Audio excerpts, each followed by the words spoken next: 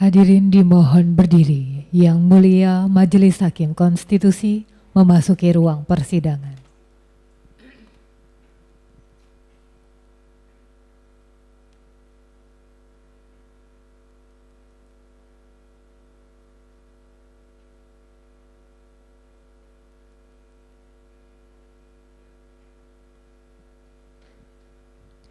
Hadirin disilahkan duduk kembali.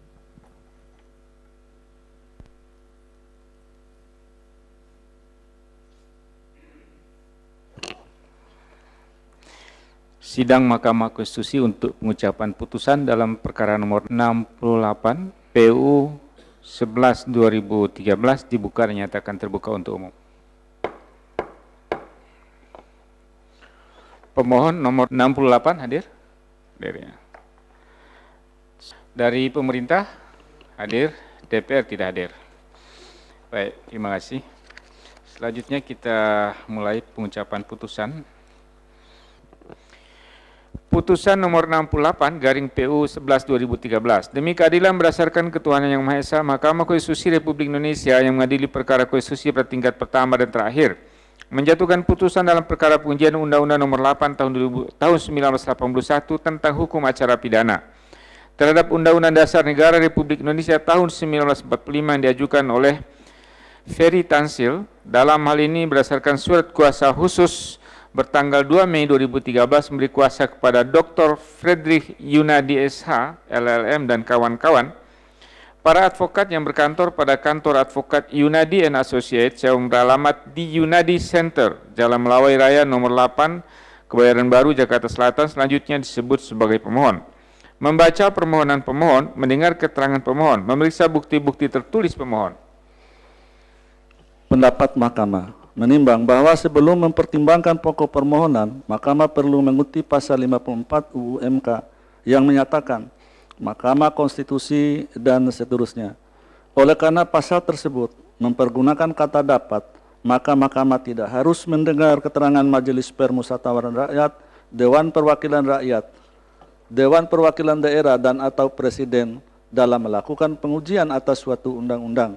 Dengan kata lain, Mahkamah dapat meminta atau tidak meminta keterangan dan atau risalah rapat yang berkenaan dengan permohonan yang sedang diperiksa kepada Majelis Permusyawaratan Rakyat, Dewan Perwakilan Rakyat, Dewan Perwakilan Daerah, dan atau pemerintah, tergantung pada urgensi dan relevansinya.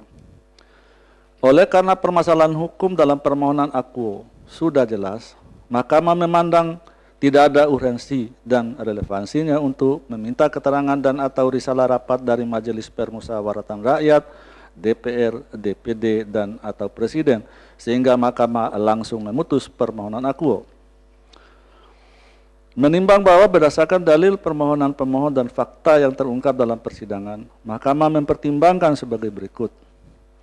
Menimbang bahwa pemohon pada pokoknya mendalilkan pasal 197 ayat 1 huruf I dan pasal 197 ayat 2 KUHP bersifat multitafsir. Menurut pemohon, seharusnya norma akuo bersifat perintah, imperatif, dan bersifat memaksa, mandatori, yang harus dicantumkan pada semua putusan pengadilan dari segala tingkatan, baik tingkat pengadilan negeri, pengadilan tinggi, maupun Mahkamah Agung. Akan tetapi, norma akuo sering hanya berlaku pada pengadilan tingkat pertama, sehingga menyebabkan ketidakpastian hukum sebagaimana yang dialami oleh pemohon. Menimbang bahwa terkait dengan konstitusionalitas norma pasal 197 ayat 1 dan pasal 192 ayat 2 KUHP, Mahkamah dalam putusan nomor 69 garing PU 10 garing 2012 bertanggal 22 November 2012 pada paragraf 3.10.2, 3.10.3, 3.10.4 dan 3.12 antara lain telah mempertimbangkan sebagai berikut, dianggap dibacakan. Menimbang bahwa sebagaimana yang telah dipertimbangkan dalam putusan nomor 69 garing PU 10 garing 2012 bertanggal 22 November 2012 tersebut, rumusan undang-undang yang di dalamnya mengandung materi muatan hukum, terlebih lagi yang terkait dengan hukum pidana, baik mengenai hukum material maupun hukum formil, Haruslah rumusannya jelas, tegas, tidak ambiguitas, dan tidak multitafsir, sehingga tidak kontraproduktif dengan tujuannya yang salah satunya adalah untuk memberikan perlindungan terhadap hak asasi manusia. Dengan putusan nomor 69/PU10/2012 bertanggal 22 November 2012, Mahkamah telah pula memberikan makna bahwa pasal 197 ayat 2 huruf K KUHP bertentangan dengan UUD 1945 apabila diartikan surat putusan pemidanaan yang tidak memuat ketentuan pasal 197 ayat 1 huruf K KUHP mengakibatkan putusan batal demi hukum. Sama halnya dalam kasus Akwo. Dalam praktek, kadang-kadang dalam surat putusan pemidanaan pengadilan lalai untuk mencantumkan syarat yang disebutkan dalam pasal 197 ayat 1 huruf I sehingga huruf L sehingga berdasarkan ketentuan ayat 2 pasal tersebut putusan menjadi batal demi hukum. Menurut Mahkamah, ketentuan tersebut dapat menimbulkan keraguan dan ketidakpastian hukum dalam penerapannya. Apakah memang adil karena adanya kekeliruan administratif seseorang yang secara substantif seharusnya dipidana menjadi bebas? Jika permohonan pemohon yang memohon dengan tidak dicantumkannya syarat formal yang ditentukan dalam pasal 197 ayat 1 huruf L KUHP dalam surat putusan pemidanaan mutlak berlaku dan putusan menjadi batal demi hukum, sehingga seseorang yang seharusnya dipidana menjadi bebas, maka akan menimbulkan ketidakadilan. Oleh karena itu, permohonan pemohon tidak beralasan menurut hukum. Untuk menghindari keraguan dan untuk memberikan kepastian hukum yang adil dalam penerapan pasal 197 ayat 1 huruf L dan ayat 2 Undang-Undang Akwo, maka harus memberikan penafsiran sendiri terhadap pasal tersebut sebagaimana yang akan dimuat dalam amar putusan di bawah ini. Konklusi, berdasarkan penilaian atas fakta dan hukum sebagaimana diuraikan di atas, Mahkamah berkesimpulan: 1. Mahkamah berwenang mengadili permohonan Akwo. 2. Pemohon memiliki kedudukan hukum untuk mengajukan permohonan Akwo. 3. Pokok permohonan tidak beralasan hukum. 4. Perlu memberi makna pasal 197 ayat 1 huruf I dan ayat 2 Undang-Undang Nomor 8 Tahun 1981 tentang Hukum Acara Pidana. Berdasarkan Undang-Undang Dasar Negara Republik Indonesia Tahun 1945, Undang-Undang Nomor 24 Tahun 2003 tentang Mahkamah Konstitusi sebagaimana telah diubah dengan Undang-Undang Nomor 8 Tahun 2011 tentang perubahan atas Undang-Undang Nomor 24 Tahun 2003 tentang Mahkamah Konstitusi, serta Undang-Undang Nomor 48 Tahun 2009 tentang Kekuasaan Kehakiman, amar putusan mengadili menyatakan: 1. Menolak permohonan pemohon untuk seluruhnya. 2. Mahkamah memaknai 2.1 Pasal 197 ayat 1 huruf L Undang-Undang Nomor 8 Tahun 1981 tentang Hukum Acara Pidana bertentangan dengan Undang-Undang Dasar Negara Republik Indonesia apabila diartikan surat putusan pemidanaan yang tidak memuat ketentuan pasal 197 ayat 1 huruf L Undang-Undang Akwo mengakibatkan putusan batal demi hukum. 2.2 Pasal 197 ayat 1 huruf L Undang-Undang Nomor 8 Tahun 1981 tentang Hukum Acara Pidana tidak mempunyai kekuatan hukum mengikat apabila diartikan surat putusan pemidanaan yang tidak memuat ketentuan pasal 197 ayat 1 huruf L Undang-Undang Akwo mengakibatkan putusan batal demi hukum. 2.3 Pasal 197 ayat 2 Undang-Undang Nomor 8 Tahun 1981 tentang Hukum Acara Pidana selengkapnya menjadi tidak dipenuhi ketentuan dalam ayat 1 huruf A, B, C, D, E, F, H, dan J pasal ini mengakibatkan putusan batal demi hukum. 3. Memerintahkan pemuatan putusan ini dalam Berita Negara Republik Indonesia sebagaimana mestinya.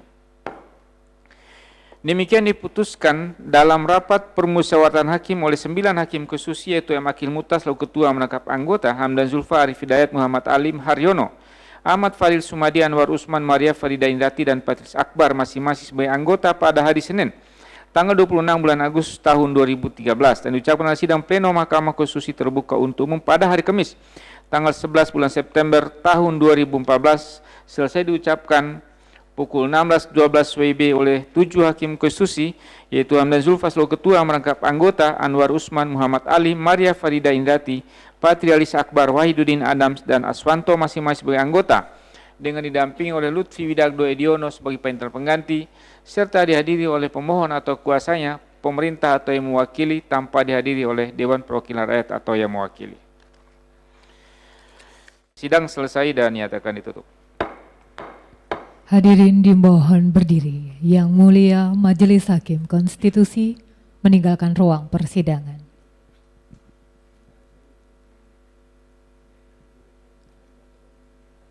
Hadirin disilahkan duduk kembali. Kami informasikan kepada pemohon dan atau kuasanya, pemerintah, untuk tidak meninggalkan ruang persidangan karena akan dilanjutkan dengan penyerahan salinan putusan dan penandatanganan berita acara penyerahan salinan putusan.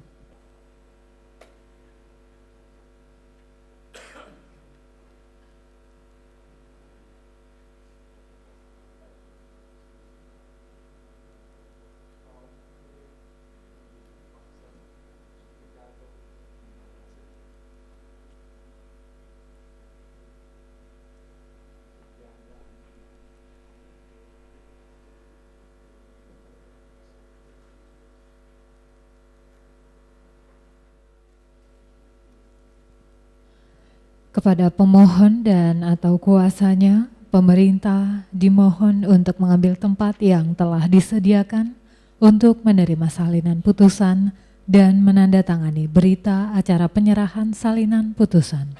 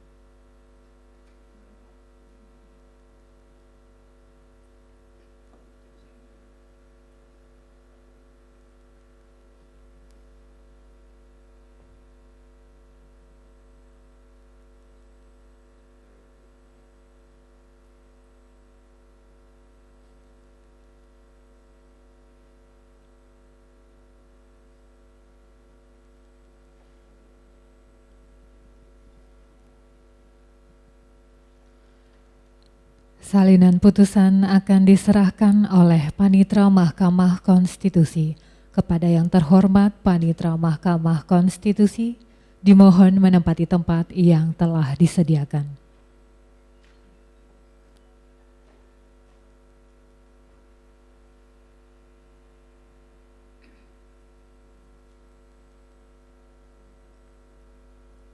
Penyerahan salinan putusan dilanjutkan dengan penandatanganan berita acara penyerahan salinan putusan yang akan diserahkan secara berurutan kepada pemohon perkara 68.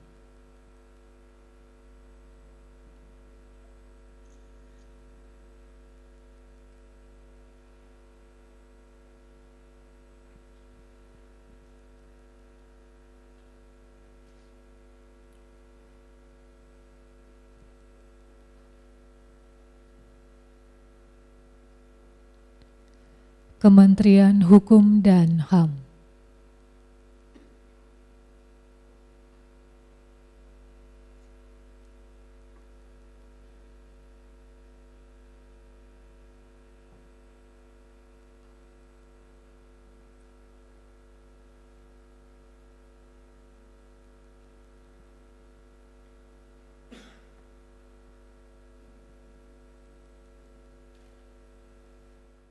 Penyerahan salinan putusan dan penandatanganan berita acara penyerahan salinan putusan telah selesai.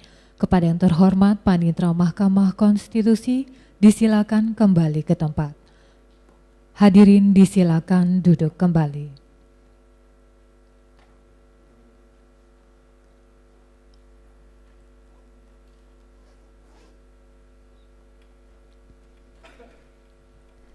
Hadirin yang kami hormati, demikianlah persidangan hari Kamis 11 September 2014 untuk perkara nomor 68 PUU 11 2013 telah selesai. Terima kasih, selamat sore.